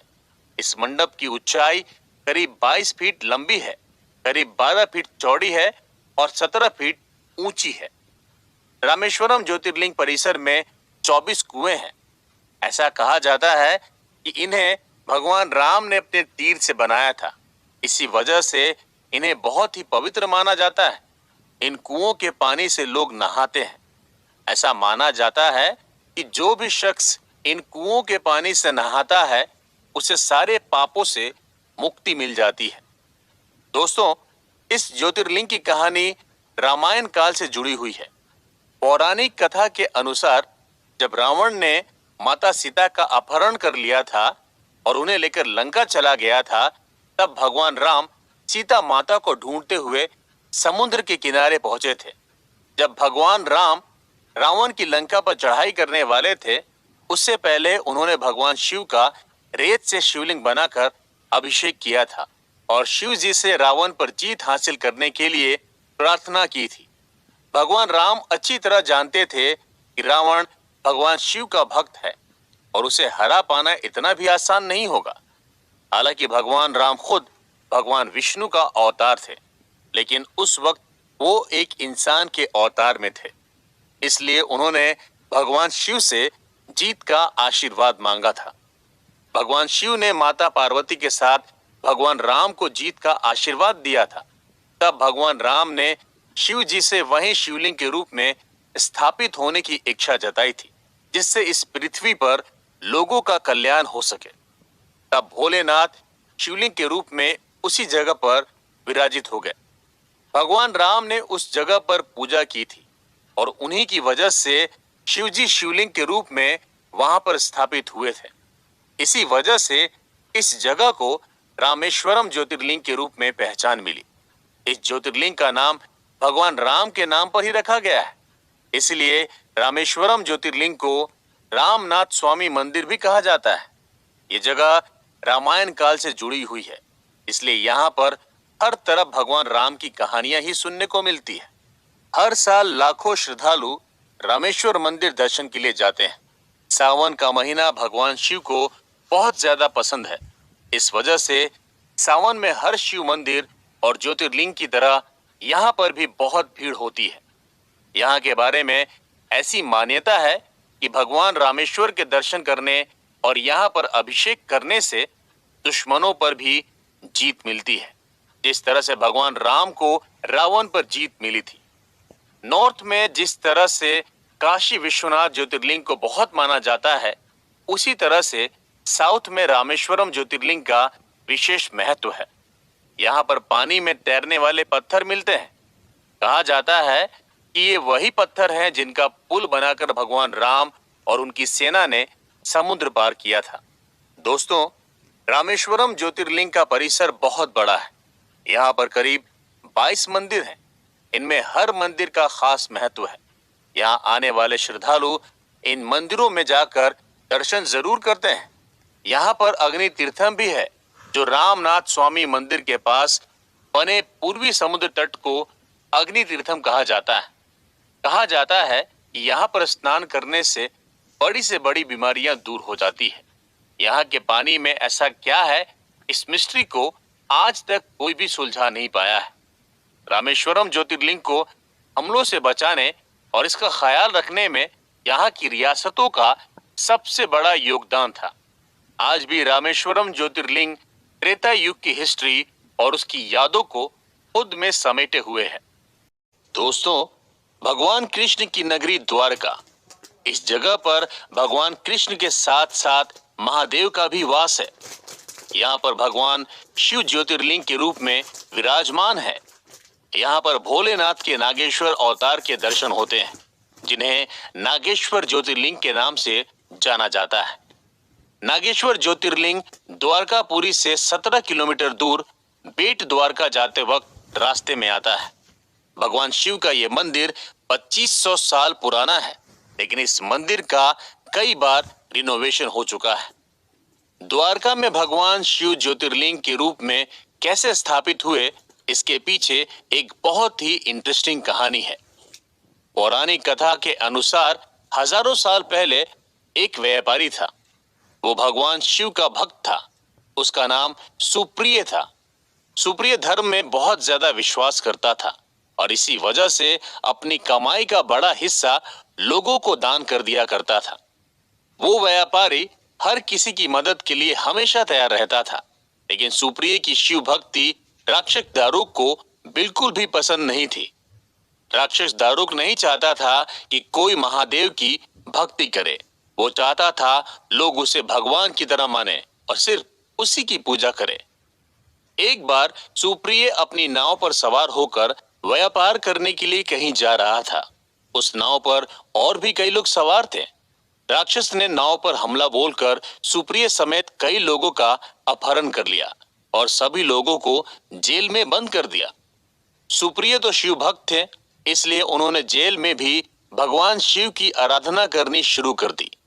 वो लगातार ओम नमः शिवाय मंत्र का जाप करते रहे। सुप्रिय के साथ साथ जेल में बंद और भी कैदी भगवान शिव से प्रार्थना करने लगे और सभी ओम नमः शिवाय का जाप करने लगे। सुप्रिय ने जेल में भी सबको शिव भक्त बना दिया। ओम नमः शिवाय मंत्र की आवाज राक्षस के पूरे महल में गूंजने लगी। जब राक्षस ने देखा कि जेल में भी लोग भगवान शिव की भक्ति बंद नहीं कर रहे हैं, तो उसे बहुत ज्यादा गुस्सा आया और उसने सुप्रिय को मार डालने का हुक्म दे दिया। लेकिन ये सुनकर भी सुप्रिय बिल्कुल नहीं डरा। उसे पूरा विश्वास था कि भगवान शिव उसकी रक्षा जरूर करेंगे। वो अपने साथ साथ दूसरे लोगों को भी इस मुसीबत से छुड़ाने के लिए भगवान शिव से प्रार्थना करने लगा। सुप्रिय की भक्ति से भगवान शिव बहुत खुश हुए और उन्होंने प्रकट होकर सुप्रिय को दर्शन दिए। भगवान शिव ने सुप्रिय को पाशुपत अस्त्र दिया ताकि वो अपने साथ साथ जेल में बंद दूसरे लोगों की भी रक्षा कर सके। उसके बाद भगवान शिव वहीं पर शिवलिंग के रूप में विराजित हो गए। भगवान शिव के कहने पर ही इस ज्योतिर्लिंग का नाम नागेश्वर ज्योतिर्लिंग रखा गया। भगवान शिव के दिए हथियार से सुप्रिय ने राक्षस दारुक और उसके साथियों को मार डाला। तभी से यहाँ पर भगवान शिव नागेश्वर ज्योतिर्लिंग के रूप में विराजित हैं। नागेश्वर मंदिर में भगवान शिव के सिर्फ दर्शन करने से ही भक्तों को सारे दुखों से मुक्ति मिल जाती है।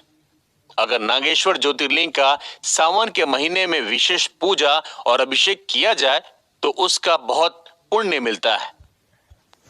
नागेश्वर मंदिर के गर्भगृह में स्थापित ज्योतिर्लिंग दूसरे ज्योतिर्लिंगों से थोड़ा बड़ा है, जिसके ऊपर चांदी का कवर चढ़ाया गया है।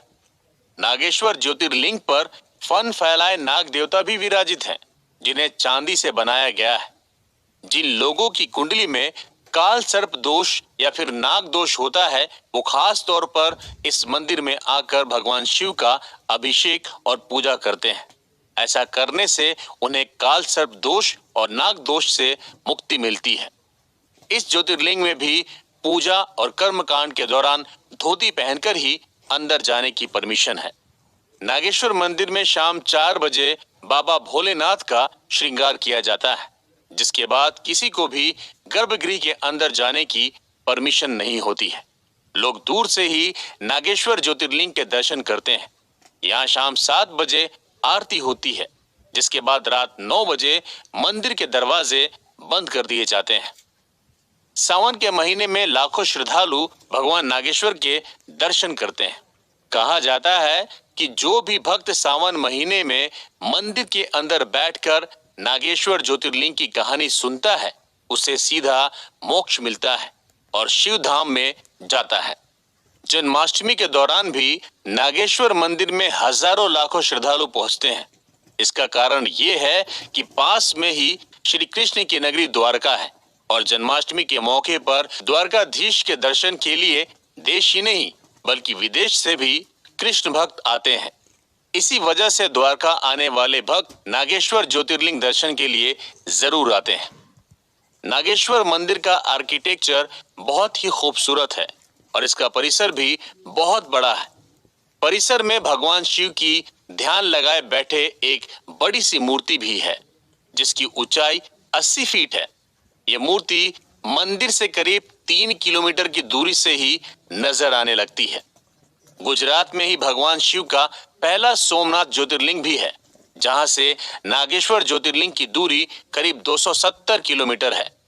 गुजरात में भक्तों को द्वारकाधीश, नागेश्वर ज्योतिर्लिंग और सोमनाथ ज्योतिर्लिंग तीनों तीर्थ क्षेत्र के दर्शन होते हैं। फेमस अमेरिकी लेखक मार्क ट्वेन ने अपनी बुक में लिखा है, बनारस इतिहास, परंपरा, कई ऐतिहासिक चीजों से भी ज्यादा पुराना है। काशी हमारी सोच से भी कई अधिक प्राचीन है। जी हाँ दोस्तों, ऐसा ही है बनारस। बनारस शहर अपने आप में हजारों साल पुरानी विरासत को समेटे हुए है। ये शहर वर्ल्ड के एंशिएंट शहरों में से एक है। और इसी बनारस शहर के कोने कोने में बसते हैं महादेव। बनारस के लोगों पर भी शिव का ही रंग चढ़ा हुआ है और पूरी काशी ही शिवमय है। यहाँ भगवान शिव के 1500 से ज्यादा मंदिर हैं।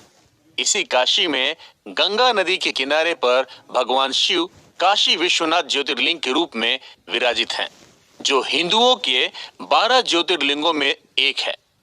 उत्तर भारत में काशी विश्वनाथ की इंपॉर्टेंस बहुत ज्यादा है। काशी विश्वनाथ ज्योतिर्लिंग पिछले कई हजार सालों से है।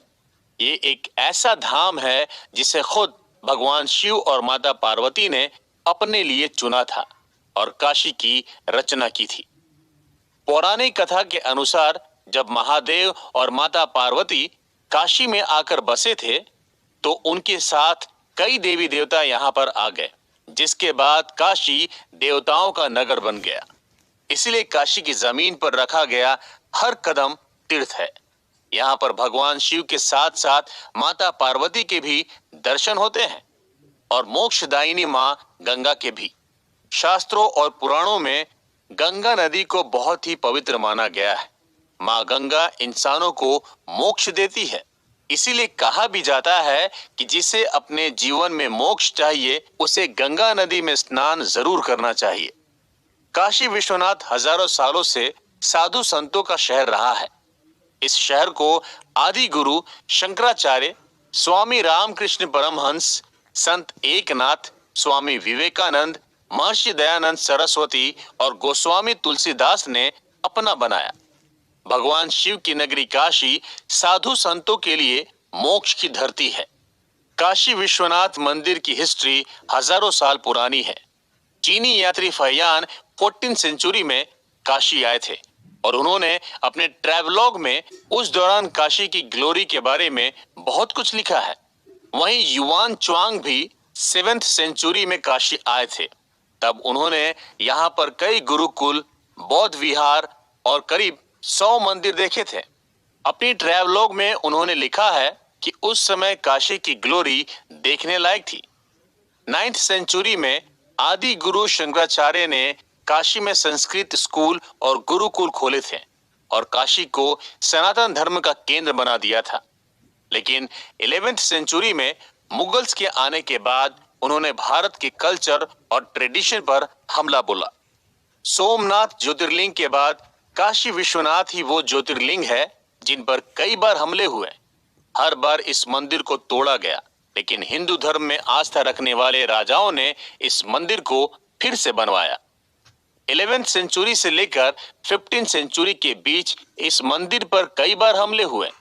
1194 में मोहम्मद गौरी ने काशी विश्वनाथ मंदिर को पूरी तरह से डिस्ट्रॉय कर दिया था, जिसके बाद हिंदू राजाओं ने इसका फिर से रिनोवेशन कराया। लेकिन मुगल यहीं नहीं रुके। 1447 में जौनपुर के सुल्तान महमूद शाह ने इस मंदिर को दोबारा तोड़ दिया था।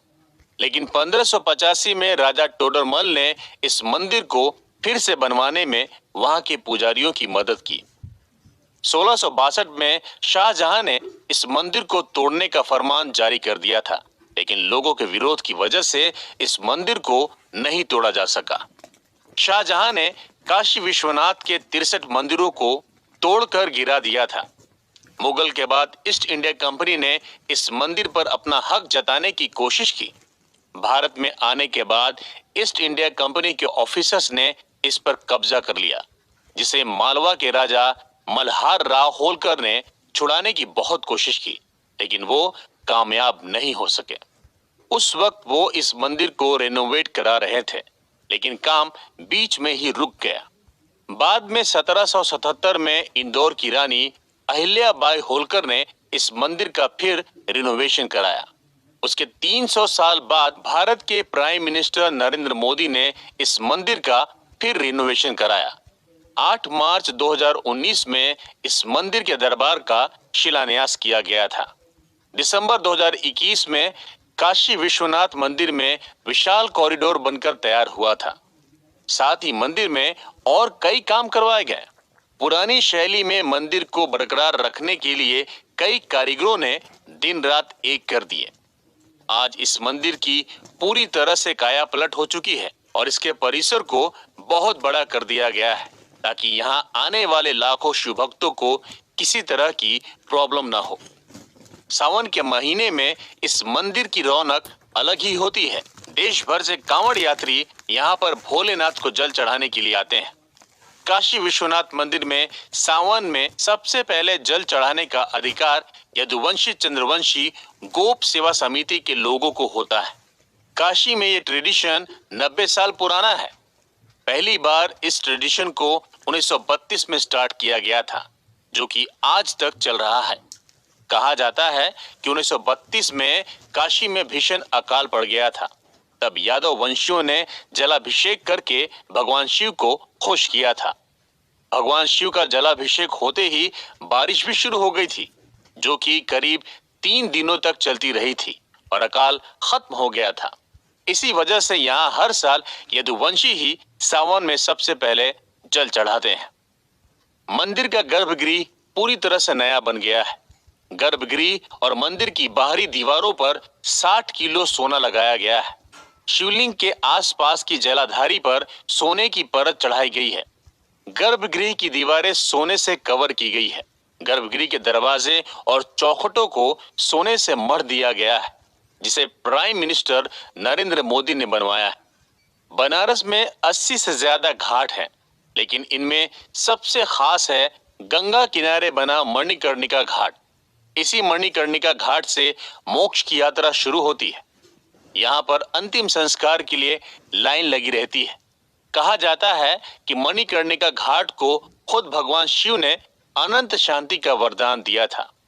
ये एक ऐसा शमशान घाट है जहां अंतिम संस्कार के बाद इंसान को सीधा मोक्ष मिल जाता है। फिर उसे पुनर्जन्म लेकर दोबारा से दुखों को नहीं भोगना पड़ता है। इसलिए काशी को मोक्षदायिनी भी कहा गया। दोस्तों, धर्म नगरी नासिक जो एक नहीं बल्कि कई वजह से फेमस है। ये वही जगह है जहां पर भगवान राम ने अपने वनवास का एक बड़ा हिस्सा बिताया था। इसी जगह पर हर 12 साल में एक बार विश्व का सबसे बड़ा कुंभ मेला लगता है, जिसमें देश विदेश के लाखों श्रद्धालु आते हैं। और इसी धर्म नगरी में भगवान शंकर का ज्योतिर्लिंग भी स्थापित है, जिसे त्रंबकेश्वर ज्योतिर्लिंग के नाम से जाना जाता है। त्रंबकेश्वर ज्योतिर्लिंग नासिक से कुछ ही दूरी पर त्र्यंबक गांव है, जो ब्रह्मगिरी पहाड़ी के तलहटी में बना हुआ है। ये मंदिर चारों तरफ से पहाड़ों से घिरा है, जिसकी वजह से इसकी खूबसूरती और भी बढ़ जाती है। ब्रह्मगिरी पर्वत से साउथ की पवित्र नदी गोदावरी निकली है, जो महर्षि गौतम की तपस्या की वजह से धरती पर आई थी। सदियों पुराने त्रंबकेश्वर ज्योतिर्लिंग मंदिर का कंस्ट्रक्शन काले पत्थरों से कराया गया है। इस मंदिर का आर्किटेक्चर बहुत ही अनोखा है, जिसे सिंधु आर्य शैली में बनाया गया है। हैरानी की बात यह है कि इस मंदिर में कोई पिलर नहीं है, सिर्फ पत्थरों को जोड़कर त्रंबकेश्वर मंदिर बनाया गया है। ज्योतिर्लिंग के पुराने मंदिर का कंस्ट्रक्शन तीसरे पेशवा बालाजी नाना साहब पेशवा ने करवाया था। नाना साहब पेशवा मराठा एम्पायर के प्रधानमंत्री थे, जिनका जन्म 1720 में हुआ था। इस मंदिर का कंस्ट्रक्शन 1755 में शुरू हुआ था, जो पेशवा की डेथ के बाद भी चला था। मंदिर को पूरी तरह से बनाने में 31 साल लगे और उस दौरान इसे बनाने में 16 लाख रुपए खर्च आया था। आज के हिसाब से ये कीमत करोड़ों में है। 1979 में इंदौर की रानी अहिल्याबाई होलकर ने मंदिर को दोबारा रेनोवेट करवाया था। 12 ज्योतिर्लिंगों में त्रंबकेश्वर ज्योतिर्लिंग में स्थापित शिवलिंग बहुत ही अनोखा है। बाकी सभी 11 ज्योतिर्लिंगों में शिवलिंग जलाधारी के ऊपर नजर आते हैं, लेकिन त्रंबकेश्वर में शिवलिंग जमीन के अंदर है और ऊपर केवल जलाधारी ही नजर आती है। त्रंबकेश्वर ज्योतिर्लिंग के दर्शन गर्भगृह में जलाधारी के नजदीक जाने पर ही होते हैं, जिसमें हमेशा पानी बना रहता है। गौर से देखने पर जलाधारी के अंदर आंख की तरह एक एक शिवलिंग नजर आते हैं, जो ब्रह्मा, विष्णु और महेश के अवतार कहे जाते हैं। इन तीनों को त्रिदेव कहा जाता है, लेकिन इन शिवलिंग के दर्शन सिर्फ सुबह के समय में ही हो सकते हैं, क्योंकि पूजा के बाद इस पर चांदी का पंचमुखी मुकुट चढ़ा दिया जाता है, जिसकी वजह से शिवलिंग नजर नहीं आते हैं। तो अगर आप भी असली शिवलिंग के दर्शन करना चाहते हैं तो सुबह आरती के समय ही मंदिर पहुंच जाएं। मंदिर में अंदर जाने के लिए चारों तरफ दरवाजे हैं, जिनमें से ईस्ट गेट को छोड़कर बाकी सभी दरवाजों से श्रद्धालु अंदर जा सकते हैं। बाबा महाकाल और ओमकारेश्वर ज्योतिर्लिंग की तरह ही हर सोमवार त्र्यंबकेश्वर महादेव की शाही सवारी निकाली जाती है। त्र्यंबकेश्वर ज्योतिर्लिंग के पंचमुखी मुकुट को डोली में बैठाकर गांव में ले जाया जाता है। भगवान त्र्यंबकेश्वर को उस गांव का राजा माना जाता है और हर सोमवार को महादेव अपनी प्रजा के बीच में जाते हैं। पौराणिक कथा के अनुसार प्राचीन समय में महर्षि गौतम का एक आश्रम था और इस आश्रम में कई ब्राह्मण रहते थे। आश्रम में रहने वाले ब्राह्मणों की पत्नियां ऋषि गौतम की पत्नी अहिल्या से किसी बात पर बहुत नाराज हो गई थी और उन्होंने अपने पतियों को इसकी शिकायत की और ऋषि गौतम के खिलाफ उनके कान भर दिए। ब्राह्मणों की पत्नियों ने ऋषि गौतम को अपनी पत्नी अहिल्या के साथ आश्रम के बाहर निकालने के लिए कहा। तब वे सभी ब्राह्मण भगवान गणेश के पास पहुंचे और उन्होंने गणेश जी से प्रार्थना की कि वो ऋषि गौतम को किसी भी तरह से आश्रम से बाहर कर दें। उनकी बात सुनकर गणेश जी ने सभी ब्राह्मणों को बहुत समझाने की कोशिश की, लेकिन वे नहीं माने और लगातार यही बात कहते रहे। तब गणेश जी को उनकी बात माननी पड़ी और अपने भक्तों का मन रखने के लिए वो एक बीमार गाय बन गए और ऋषि गौतम के आश्रम में जाकर रहने लगे। उस गाय ने खेतों में घुसकर फसल खाना शुरू कर दिया। तब ऋषि गौतम वहां पहुंचे और एक तिनके के सहारे से गाय को खेतों से बाहर करने की कोशिश की, लेकिन जैसे ही वो तिनका गाय को लगा वो मर गई और ऋषि गौतम पर गौ हत्या का आरोप लग गया। आश्रम के दूसरे ऋषियों ने ऋषि गौतम को आश्रम से निकाल दिया। इस घटना से वो बहुत दुखी थे। ऋषि गौतम अपनी पत्नी अहिल्या के साथ आश्रम से निकल गए और वहां से थोड़ी दूर जाकर रहने लगे, लेकिन वहां भी उन ब्राह्मणों ने उन्हें चैन से नहीं रहने दिया। उनसे वेद पाठ और कर्म कांड के हक छीन लिए गए।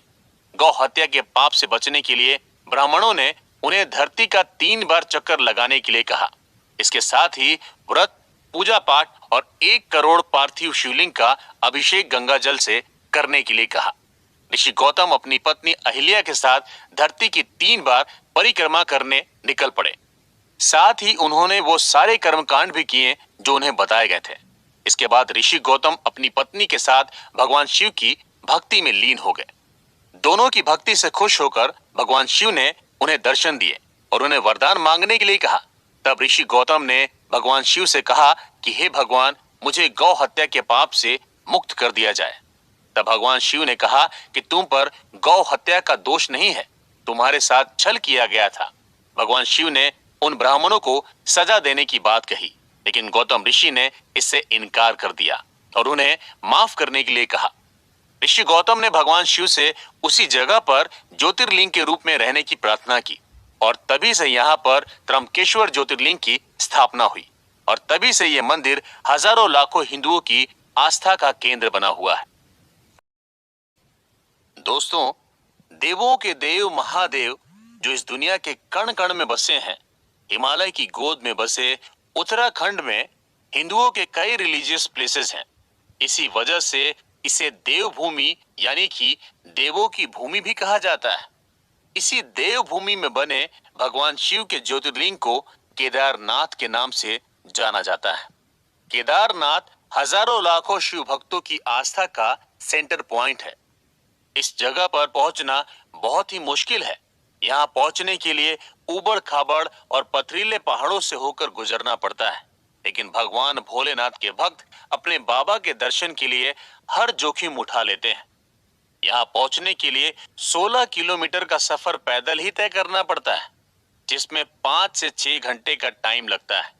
ऐसा कहा जाता है कि इस मंदिर का कंस्ट्रक्शन 5 पांडवों के पोते महाराजा जन्मेजय ने करवाया था, जिसके बाद 8th सेंचुरी में आदि गुरु शंकराचार्य ने इस मंदिर का रिनोवेशन कराया था। केदारनाथ ज्योतिर्लिंग के बारे में कहा जाता है कि ये स्वयंभू शिवलिंग है।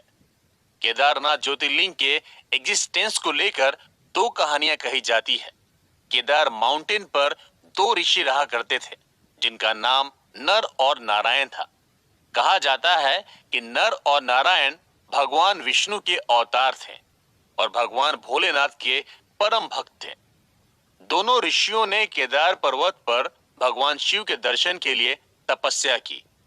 नर और नारायण की तपस्या से भोलेनाथ प्रसन्न हुए और दोनों को दर्शन देते हुए वरदान मांगने के लिए कहा। दोनों ऋषियों ने कहा कि अगर आप हमारी तपस्या से खुश हैं तो हमेशा के लिए यहीं पर रह जाइए। भगवान शिव जैसे ही वहां से गायब हुए, उस जगह पर एक शिवलिंग प्रकट हो गया, जिसे केदारनाथ का नाम दिया गया। दूसरी कहानी महाभारत के 5 पांडवों से जुड़ी है। जब महाभारत की लड़ाई खत्म हुई तो पांचों पांडवों अपने भाइयों की डेथ को लेकर बहुत ज्यादा गिल्ट में थे। उन पर अपने ही भाइयों की हत्या करने का पाप था। सभी पांडव इस पाप से मुक्त होना चाहते थे। उन्हें इस पाप से मुक्ति केवल महादेव ही दिला सकते थे। तब पांचों पांडव उनका आशीर्वाद लेने के लिए निकल पड़े, लेकिन महादेव पांचों पांडवों से बहुत ज्यादा गुस्सा थे और वो उन्हें दर्शन देना नहीं चाहते थे। तब भगवान शिव केदार पर्वत पर चले गए, जहां उन्होंने एक भैंसे का रूप धारण कर लिया और दूसरे जानवरों में शामिल हो गए, जिससे कि पांडव उन्हें पहचान ना पाए। पांडव भोलेनाथ को ढूंढते हुए केदार जा पहुंचे, लेकिन वो भोलेनाथ को ढूंढ नहीं पाए। तब भीम ने अपना रूप बहुत ही बड़ा कर लिया और दोनों माउंटेन पर अपने पैर फैला दिए। सारे जानवर डर की वजह से वहां से निकल गए, लेकिन शंकर भगवान वहां से नहीं गए। भीम ने जैसे ही उस भैंस को पकड़ने की कोशिश की, वो जमीन के अंदर धंसने लगा। तब भीम ने उस भैंसे का ऊपरी हिस्सा पकड़ लिया। उसके बाद भगवान शिव ने पांचों पांडवों को दर्शन दिए और कौरवों की हत्या के पाप से सभी को मुक्त किया। साथ ही शिवलिंग के रूप में वहीं पर स्थापित हो गए। उसी समय से यहाँ पर भैंसे की पीठ को शिवलिंग के रूप में पूजा जाता है। दोस्तों, हर साल अक्षय तृतीया पर केदारनाथ ज्योतिर्लिंग के दरवाजे खोले जाते हैं, जो कि 6 महीने बाद देवशयनी एकादशी को बंद होते हैं। सिर्फ इन्हीं 6 महीनों में भोलेनाथ यहाँ पर दर्शन देते हैं। बाकी के 6 महीने हेवी स्नोफॉल की वजह से मंदिर बंद कर दिया जाता है। जब 6 महीनों के दौरान केदारनाथ के पट बंद होते हैं, तब भगवान केदारनाथ की मूर्ति को ऊखीमठ के ओमकारेश्वर मंदिर लाया जाता है और अगले 6 महीनों तक वहीं पर उनकी पूजा होती है। लेकिन यहाँ केदारनाथ के स्वरूप को लाया जाता है। केदारनाथ मंदिर की मुख्य मूर्ति त्रिकोण शेप में है, जो हमेशा केदारनाथ मंदिर में ही रहती है। हर साल अक्षय तृतीया पर मंदिर के गेट खुलते हैं, लेकिन उनके खुलने से पहले भोलेनाथ को केदारनाथ ले जाने की तैयारी शुरू की जाती है। बड़ी धूमधाम से भगवान शिव के स्वरूप को केदारनाथ मंदिर तक ले जाया जाता है। भगवान शंकर को फूलों से सजी डोली में बैठाया जाता है। सेना का मिलिट्री बैंड रिलीजियस ट्यून्स को बजाता हुआ डोली के आगे आगे चलता है। ऊखीमठ से केदारनाथ तक भक्त डोली के साथ 41 किलोमीटर का सफर पैदल ही तय करते हैं। केदारनाथ में भगवान की डोली के दर्शन के लिए यहाँ भक्तों की भारी भीड़ उमड़ती है। जिस दिन मंदिर के पट खोले जाते हैं, उस दिन पूरे मंदिर को फूल मालाओं से सजाया जाता है और मंदिर में भगवान केदारनाथ का स्वागत किया जाता है। सिर्फ अक्षय तृतीया के दिन ही लाखों भक्त भगवान केदारनाथ के दर्शन करते हैं। केदारनाथ मंदिर पहुंचने से पहले भक्त गौरी कुंड पहुंचते हैं, जो नेचुरल हॉट वाटर से भरा एक कुंड है। केदारनाथ मंदिर पहुंचने से पहले श्रद्धालु गर्म पानी से भरे इस कुंड में स्नान करते हैं। गौरी कुंड में मां पार्वती का एक फेमस मंदिर है, जिसे गौरा माई मंदिर के नाम से जाना जाता है। गौरी कुंड में स्नान करने के बाद पिलग्रिम्स बाबा केदारनाथ की पैदल यात्रा के लिए रवाना होते हैं। यात्रा के दौरान बम बम भोले और हर हर महादेव के जयकारों से केदार घाटी गूंजने लगती है। केदारनाथ सिर्फ ज्योतिर्लिंग ही नहीं, बल्कि ये हिंदुओं के 4 धामों में से भी एक है। केदारनाथ की गिनती उत्तराखंड के पंच केदार में भी होती है। इस वजह से केदारनाथ की इंपोर्टेंस 3 गुना ज्यादा बढ़ जाती है। भगवान केदारनाथ का ये प्राचीन मंदिर 6 फीट ऊंचे पत्थर के प्लेटफॉर्म पर बना हुआ है। कत्यूरी स्टाइल में बना ये मंदिर हिल सिविलाइजेशन को रिप्रेजेंट करता है। उत्तराखंड के ज्यादातर मंदिर कत्यूरी स्टाइल में ही बने हैं। केदारनाथ मंदिर को बड़े बड़े पत्थरों से जोड़कर बनाया गया है। ये मंदिर इतना मजबूत है कि इस बात का अंदाजा इसी बात से लगाया जा सकता है कि 26 जून 2013 को केदारनाथ में आई भीषण बाढ़ भी इस मंदिर का कुछ नहीं बिगाड़ पाई, जबकि मंदिर के आसपास बने हुए घर, होटल और दूसरी बिल्डिंगों का नामो निशान भी नहीं बचा था। मजबूत पत्थरों से बना केदारनाथ मंदिर बहुत छोटा है, लेकिन इसकी हिस्टोरिकल और रिलीजियस वैल्यू बहुत ज्यादा है। मंदिर के एंट्रेंस में मंडप बना हुआ है। अंदर जाने पर गर्भगृह में भगवान केदारनाथ का त्रिकोण शेप में बना शिवलिंग स्थापित है। मंदिर के बाहर की तरफ परिक्रमा मार्ग बना है, जहां पर भक्त भोलेनाथ की परिक्रमा करते हैं।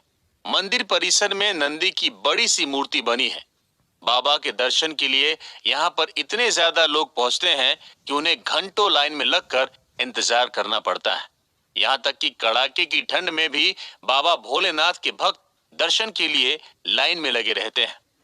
केदारनाथ में सुबह 4 बजे आरती होती है, लेकिन भक्तों के लिए सुबह 7 बजे मंदिर के दरवाजे खोले जाते हैं। 7 बजे से 1 बजे तक श्रद्धालु मंदिर में दर्शन करते हैं।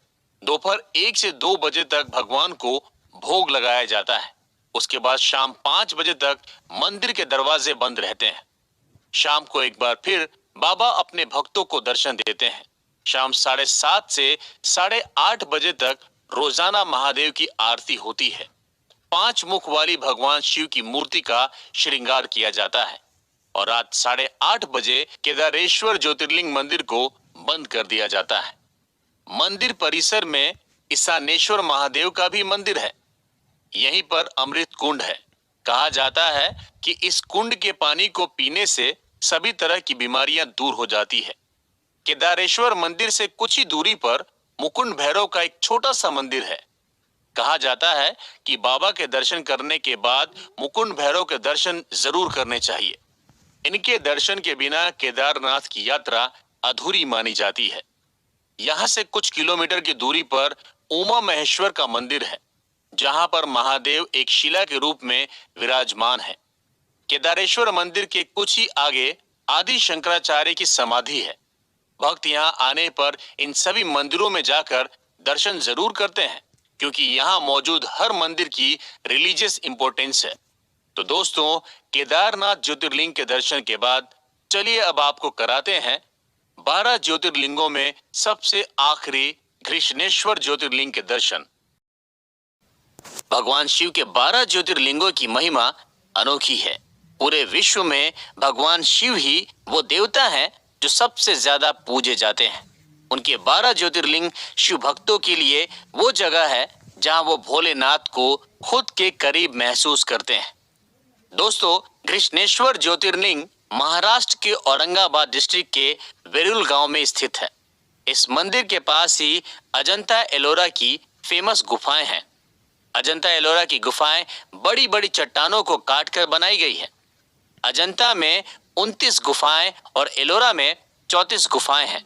अब इन गुफाओं को वर्ल्ड हेरिटेज के रूप में संरक्षित किया जा रहा है, ताकि हमारी आने वाली पीढ़ी भी इंडियन आर्ट की इस एक्सीलेंट एग्जाम्पल को देख सके। शिव पुराण समेत कई ग्रंथों में इस ज्योतिर्लिंग का जिक्र मिलता है। कुछ ग्रंथों में इसे कुमकुमेश्वर ज्योतिर्लिंग के नाम से भी जाना जाता है। घृष्णेश्वर का मतलब होता है करुणा का देवता, यानी जिसमें दया की भावना होती है। यहाँ आने वाले हर भक्त पर भगवान शिव की दया बनी रहती है। कई सदियों से घृष्णेश्वर ज्योतिर्लिंग लाखों श्रद्धालुओं की आस्था से जुड़े हैं और हर साल यहाँ पर लाखों भक्त दर्शन करते हैं। मंदिर के गर्भगृह में भगवान शिव का प्राचीन ज्योतिर्लिंग स्थापित है। इस मंदिर में हर किसी को जाने की परमिशन है, लेकिन गर्भगृह में जाने के लिए यहाँ धोती पहनना जरूरी है। यहाँ भोलेनाथ के दर्शन के लिए हिंदू ट्रेडिशन का बहुत ध्यान रखना पड़ता है। प्राचीन शैली में बना ये मंदिर बहुत ही खूबसूरत है। इस मंदिर के बीच में भगवान विष्णु के 10 अवतारों को प्राचीन चित्रकारी के जरिए दिखाया गया है। इस मंदिर का हॉल 24 पिलर पर टिका हुआ है, जिन पर हाथों से कारीगरी की गई है। यहाँ हाथों से लिखी गई लिपियां भी देखने को मिलती हैं। मंदिर की दीवारों पर कई हिंदू देवी देवताओं की मूर्तियां और चित्रकारी उकेरी गई है। कृष्णेश्वर ज्योतिर्लिंग की महिमा और कहानी का जिक्र शिव पुराण में मिलता है। कहते हैं साउथ में देवगिरी पर्वत के पास सुधर्मा और सुदेहा नाम का एक ब्राह्मण जोड़ा रहता था। वो दोनों ही भगवान शिव के भक्त थे। सुधर्मा रोजाना सुबह भगवान शिव की पूरे विधि विधान और कर्म कांड के साथ पूजा किया करता था। वो दोनों ही बहुत खुश थे और शिव की भक्ति में ही अपना जीवन बिता रहे थे। लेकिन शादी के कई सालों बाद भी जब उन्हें बच्चे नहीं हुए थे, इस बात को लेकर पड़ोसी और परिवार वाले अक्सर सुदेहा को ताने मारते रहते थे। सुदेहा को भी अपने वंश के खत्म होने का डर था, इसलिए अपनी पीढ़ी को आगे बढ़ाने के लिए उसने अपने पति सुधर्मा की दूसरी शादी करने का मन बनाया और अपनी छोटी बहन घुष्मा की शादी अपने ही पति से करवा दी। बेटे को पाने के लिए अपनी बड़ी बहन सुदेहा के कहने पर घुष्मा रोजाना 101 पार्थिव शिवलिंग बनाकर उनकी पूजा करती थी। भगवान शिव के आशीर्वाद से घुष्मा और सुधर्मा को एक बेटा हुआ। धीरे धीरे बेटा बड़ा हुआ और धूमधाम से उसकी शादी कर दी गई। लेकिन उधर सुदेहा को अपनी ही छोटी बहन से जलन होने लगी थी। एक दिन सुदेहा ने नींद में सोते हुए घुष्मा के बेटे की चाकू मारकर हत्या कर दी और उसके टुकड़े टुकड़े करके उसी तालाब में डाल दिया जिस तालाब में घुष्मा पार्थिव शिवलिंग विसर्जित करती थी। दूसरे दिन घुष्मा और सुधर्मा भोलेनाथ की पूजा कर रहे थे। तब उनकी बहू ने कमरे में सब जगह खून देखा, जिसे देखकर वो बहुत घबरा गई और उसने जोर जोर से चिल्लाकर अपने सास ससुर को बताया। लेकिन घुष्मा पूजा में लगी रही। जब वो पार्थिव शिवलिंग को विसर्जन करने के लिए तालाब के पास गई तो वहां उसने अपने बेटे को जिंदा देखा। तब वहां एक ज्योति प्रकट हुई और उसमें से भगवान शिव ने दर्शन दिए। भोलेनाथ सुदेहा को सजा देना चाहते थे, लेकिन घुष्मा ने भोलेनाथ से अपनी बहन को माफ करने की प्रार्थना की। तब भगवान ने प्रसन्न होकर घुष्मा को वरदान मांगने के लिए कहा। तब घुष्मा ने भगवान से कहा कि वो लोगों के कल्याण के लिए हमेशा के लिए यहाँ विराजित हो जाएं। घुष्मा की इच्छा मानते हुए भगवान शिव वहीं पर ज्योतिर्लिंग के रूप में विराजित हो गए, जिसे कृष्णेश्वर ज्योतिर्लिंग का नाम दिया गया। और तभी से ये मंदिर हजारों लाखों शिव भक्तों के लिए पवित्र तीर्थ बन गया। यूं तो ये मंदिर हजारों साल पुराना है, लेकिन आज जिस मंदिर का स्वरूप आप देख रहे हैं उसे 300 साल पहले इंदौर की रानी देवी अहिल्याबाई होलकर ने बनवाया था। उससे पहले 16वीं सेंचुरी में वेरूल के मालोजी राजे भोसले, जो छत्रपति शिवाजी महाराज के दादाजी थे, उन्होंने कृष्णेश्वर ज्योतिर्लिंग मंदिर का रिनोवेशन करवाया था। मालोजी राजे भोसले भगवान शिव के परम भक्त थे। उनकी भोलेनाथ में बहुत आस्था थी। कहा जाता है कि उन्हें सांप के बिल में छिपा हुआ खजाना मिला था और इस खजाने का इस्तेमाल उन्होंने खंडर पड़े मंदिरों को बनाने में किया। मालोजी राजे ने शनि शिंगणापुर मंदिर का भी रिनोवेशन करवाया था। कृष्णेश्वर भगवान को मोक्ष का देवता भी कहा जाता है। यहाँ आने वाले हर भक्त को भगवान शिव मोक्ष देते हैं। तो दोस्तों, ये थी 12 ज्योतिर्लिंगों की कहानी। इस सीरीज में हमने आपको भगवान शिव के 12 ज्योतिर्लिंगों की यात्रा करवाई। अगर हमारी ये वीडियो आपके लिए हेल्पफुल रही है तो हमारे चैनल को सब्सक्राइब कर लें और वीडियो को लाइक भी कर लें।